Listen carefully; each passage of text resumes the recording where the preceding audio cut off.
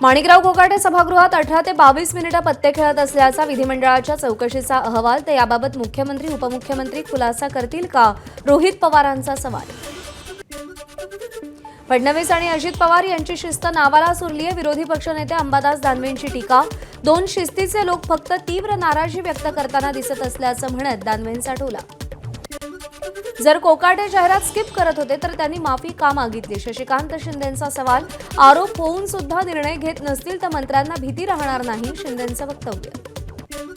धनंजय मुंडे कृषी मंत्री असताना 169 कोटींचा घोटाळा। अधिकाऱ्यांनी 78 कंपन्या स्थापन करून घोटाळा केला। भाजपचे आमदार सुरेश धस यांचा गंभीर आरोप। अजित पवारांची भेट घेत एसआयटी चौकशीची मागणी केली। सोमनाथ सूर्यवंशीच्या तुरुंगातील मृत्यू प्रकरणी पोलिसांवर गुन्हा दाखल करण्याचे आदेश योग्यच। सुप्रीम कोर्टाने उच्च न्यायालयाचे आदेश कायम ठेवत राज्य सरकारचं अपील फेटाळले।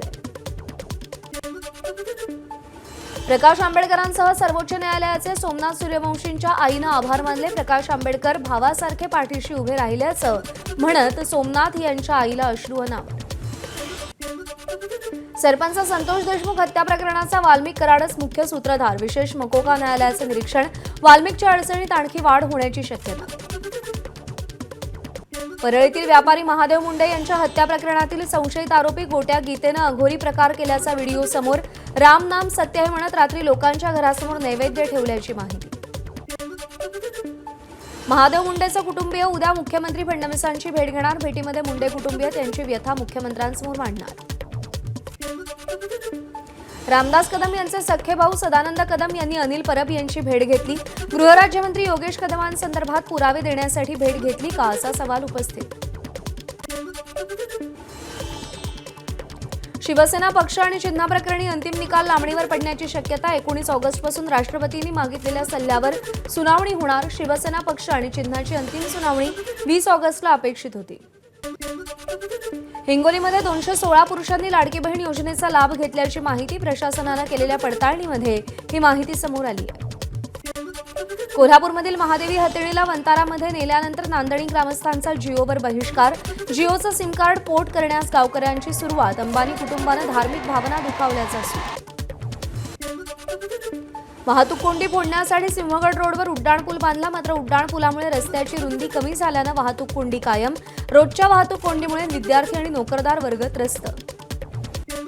वाशिम रेल्वे स्थानकावर सोयीसुविधांचा अभाव। 2 प्लॅटफॉर्मला जोडणारा दादरा अनेक दिवसांपासून नादुरुस्त, त्यामुळे प्रवाशांच्या सुरक्षेचा प्रश्न ऐरणीवर। मुंबई महापालिकेचा पर्यावरणपूरक गणेशोत्सवासाठी पुढाकार। 993 मूर्तिकारांना 910 टन शाडू मातीचं मोफत वाटप। मूर्ती घडवण्यासाठी लागणाऱ्या जागेचीही महापालिकेकडून सोय। कल्याण सीएसएमटी लोकलमध्ये विकलांग डब्यात सामान्य प्रवाशांची गर्दी। अपंग प्रवाशांमध्ये तीव्र नाराजी। विकलांग प्रवाशांना डब्यात बसण्यासाठी जागा उपलब्ध नसल्यानं गोंधळ। हिंगोलीच्या वसमत बस स्थानकात पाणीच पाणी झाल्यानं चिखलाचं साम्राज्य। प्रवाशांना बस स्थानकात थांबणं सुद्धा कठीण। उजनी धरणातून होणाऱ्या विसर्गात कपात। आता 60,000 क्युसेक तर वीर धरणातून 22,000 क्युसेकनं विसर्ग, त्यामुळे पंढरपूरमधील व्यासनारायण वसाहतसह नदीकाठच्या गावांना दिलासा। पाणलोट क्षेत्रात पावसाचा जोर कमी झाल्यानं गोसेखुर्द धरणातून पाण्याचा विसर्ग कमी। सध्या धरणाचे 15 दरवाजे अर्धा मीटरनं उघडले असून त्यातून 63,761 क्युसेकनं विसर्ग सुरू। नागपूरमध्ये सुरू असलेल्या सलगच्या पावसामुळे भाज्यांची आवक घटली। गवार 160 रुपये प्रति किलो, चवळी 120 रुपये किलो तर दोडका 120 रुपये किलो दराने। प्रधानमंत्री किसान सन्मान निधीचा 20वा हप्ता 2 ऑगस्टला खात्यामध्ये जमा होणार। शेतकऱ्यांच्या खात्यामध्ये 20,500 कोटींची रक्कम हस्तांतरित केली जाईल। चंद्रपूर जिल्ह्यामध्ये शेतकऱ्यांची पीक विमा योजनेकडे पाठ। जिल्ह्यातील एकूण 7,58,266 शेतकऱ्यांपैकी यंदा आतापर्यंत केवळ 26,324 शेतकऱ्यांकडून पीक विम्यासाठी नोंदणी। जिल्हाधिकारी आणि शेतकऱ्यांमधील पवनचक्की संदर्भातील चर्चा निष्फळ, त्यामुळे धाराशिवच्या वाशी तालुक्यातील शेतकऱ्यांचं जिल्हाधिकारी कार्यालयासमोर पुन्हा उपोषण सुरू। आजचा उपोषणाचा 3रा दिवस आहे। कोल्हापूरच्या अंबाबाई मंदिराच्या गरुड मंडपाच्या पुनर्बांधणीच्या कामाला वेग। काम लवकरात लवकर पूर्ण करण्याचे पश्चिम महाराष्ट्र देवस्थानकडून प्रयत्न। साताऱ्यातील सुखेड आणि बोरी गावात नागपंचमीचा दुसऱ्या दिवशी शिव्या देण्याची प्रथा। महिला एकमेकांना मोठ्या आवाजात शिव्या देतात। प्रसिद्ध अर्थतज्ञ आणि ब्रिटिश हाऊस ऑफ लॉर्ड्सचे सदस्य लॉर्ड मेघनाथ देसाई यांचं निधन. वयाच्या 85व्या वर्षी घेतला अखेरचा श्वास. अर्थशास्त्र, भारतीय ब्रिटिश संबंध आणि सांस्कृतिक क्षेत्रात देसाईंचं महत्त्वपूर्ण योगदान. बीडमध्ये कोयता आणि सत्तूरनं हल्ला करून व्हिडिओ व्हायरल. या प्रकरणी चौघांविरोधात गुन्हा दाखल. एकनाथ खडसेंचे जावई प्रांजल खेवलकर काही दिवसांपूर्वी श्रीपाद यादव आणि निखिल पोपटाणीच्या संपर्कात आल्याची माहिती. श्रीपाद यादव आणि निखिल पोपटाणीची गुन्हेगारी पार्श्वभूमी असल्याचंही उघड. श्रीपाद यादवच्या सांगण्यावरून 2 महिला पार्टीत आल्याचं उघड. त्यातील एका महिलेच्या पर्समध्ये अंमली पदार्थ आढळून आले. श्रीपाद यादववर बेटिंगचे गुन्हे दाखल असून निखिल पोपटाणी ही बुकी असल्याचं उघड. धुळे शासकीय विश्रामगृहात 1,84 लाखाची रोकड सापडल्याचं प्रकरण. धुळे न्यायालयाच्या आदेशानुसार दाखल झालेल्या गुन्ह्याला औरंगाबाद खंडपीठाकडून अंतरिम स्थगिती. 4 आठवड्यांनी पुढची सुनावणी. नागपूरमध्ये 17 मार्च म्हणजे शिवजयंतीच्या दिवशी झालेला हिंसाचार पूर्वनियोजित होता. भारतीय विचार मंच आणि नागरिकांच्या सत्यशोधन समितीच्या अहवालातून गंभीर आरोप. पोलिसांच्या कार्यक्षमतेवरही प्रश्नचिन्ह. नाशिकच्या नगरसूलमधील कृष्णा डोंगरे या शेतकऱ्यानं पोलीस महासंचालकांना रक्तानं पत्र लिहिलंय.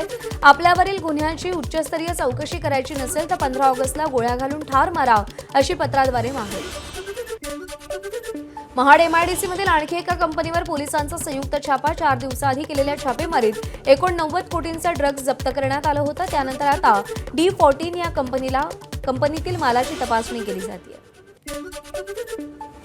घाटकोपर रेल्वे स्थानकाजवळील बॉम्बे बर्गर शॉपला आग. आगीनंतर परिसरात मोठ्या प्रमाणात धुराचे लोट. शॉर्ट सर्किटमुळे आग लागली होती अशी माहिती. सांगलीच्या विटा शहरात झाडाला गळफास घेऊन अल्पवयीन मुलीची आत्महत्या. कारण मात्र अद्याप अस्पष्ट. कुटुंबियांच्या तक्रारीनंतर पोलिसांकडून तपास सुरू. नाशिक पोलीस दलातील निरीक्षकाच्या बदलीसाठी 35 लाखांची तर ग्रामीण पोलीस दलातील कर्मचाऱ्यांकडून 2 लाखांची खंडणी मागितल्याचा प्रकार. यात पोलिसांचाही सहभाग. 3घांवर गुन्हा दाखल. नाशिकच्या सुरगण्यामध्ये संतप्त पालकांनी आश्रमशाळेला टाळं ठोकलं. शिक्षक शिक्षकेतर कर्मचाऱ्यांची 100% नियुक्तीची मागणीसाठी पालक आक्रमक.